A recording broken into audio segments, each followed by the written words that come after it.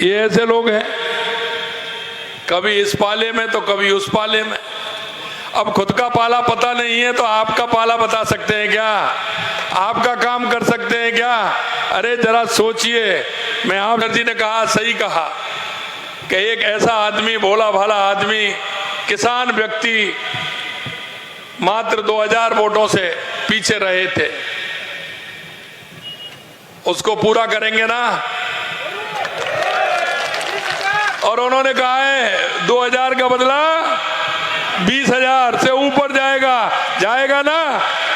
तो मैं आपसे यही कहना चाहता हूं, एक आपको ऐसा व्यक्ति मिल रहा है जो आपकी समस्याओं को पूछान में, अकेले नागौर में मूंग, इसलिए हम आपकी मूंग को खरीद रहे हैं। और जो उन्होंने बात रखी है वो भी हमने पत्र दिया है, हो सकता है वो भी जल्दी आ जाए तो उसको बढ़ाने का काम भी हम करेंगे।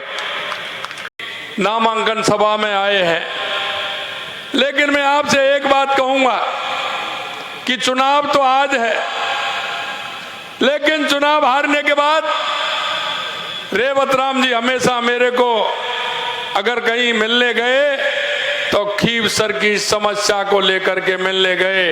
हर बार आते हैं 1, 2, 4 कागज लेकर के आते हैं, उनको इतनी चिंता है। आज वो नामांकन के लिए आए, फिर भी मेरे को 4-5 कागज उन्होंने पकड़ा दिए हैं।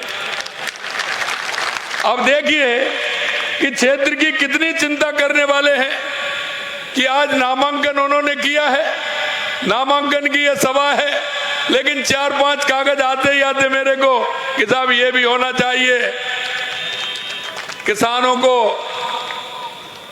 उसका मुआवजा नहीं मिला है, उसको दीजिए। 4-5 कागज लगातार मेरे को दिए हैं।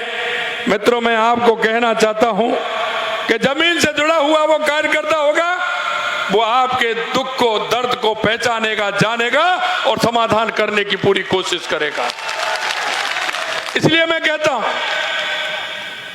कि हमारे किसान भाइयों की क्या क्या समस्या होती है, किसान भाई हमारा उसको किस तरह से जूझता है, देखता है। और मैं हमेशा कहता हूं कि आप में से निकला हुआ वो ही आपके दर्द को समझ सकता है। आपने देखा होगा खीवसर के अंदर वादे करने वाले, नागौर के अंदर वादे करने वाले तो बहुत आते हैं। मैं आपसे कहना चाहता हूं, हमारी भारतीय जनता पार्टी जब चुनाव आए थे तो भारतीय जनता पार्टी ने संकल्प पत्र दिया था चुनाव से पहले, और कांग्रेस हमेशा घोषणा पत्र देती है। अरे आप पढ़े लिखे हो, मेरे युवा साथी मेरे सामने बैठे हैं, अरे इनके 2 साल के 3 बार के 4 बार के जरा घोषणा पत्र निकाल करके तो देखिए कि इन्होंने कितना काम पूरा किया है। और हम आपसे कहना चाहते हैं कि हमने जो संकल्प पत्र में वादा किया था वो वादा 5 साल के लिए था, लेकिन 10 महीने के अंदर हमने 50% पूरा किया है, 50% संकल्प पत्र पूरा किया है। पूरी तरह से ध्यान देकर के काम करता है। मैं आपसे इतना कहना चाहता हूं मेरे भाई और बहनों कि आपने देखा होगा हमने हमारे संकल्प पत्र में जो बातें कही थी, धीरे धीरे हम उनको पूरा कर रहे हैं। और हमने कहा था कि ERCP यमुना समझौते के लिए भी कहा था, और अभी मैंने चर्चा की थी नागौर के लिए पानी हमारा इंदिरा गांधी नहर से आता है। हमने कहा कि हमारी नदियों से नदियों जोड़ने का काम हो रहा है।